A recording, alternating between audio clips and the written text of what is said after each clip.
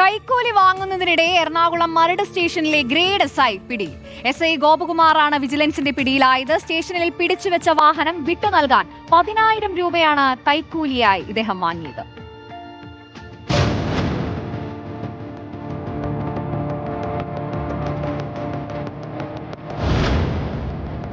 ഒരാഴ്ച മുൻപ് വൈറ്റില ഹബിന് സമീപം പരാതിക്കാരന്റെ ഉടമസ്ഥതയിലുള്ള ലോറി അപകടത്തിൽപ്പെട്ടിരുന്നു.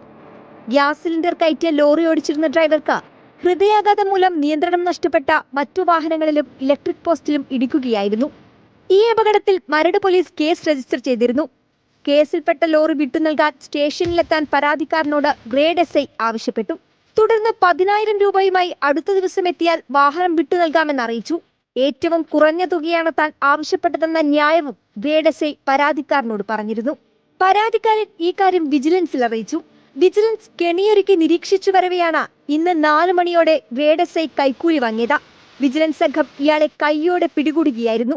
അറസ്റ്റ് ചെയ്ത പ്രതിയെ മൂവാറ്റുപുഴ വിജിലൻസ് കോടതിയിൽ ഹാജരാക്കും.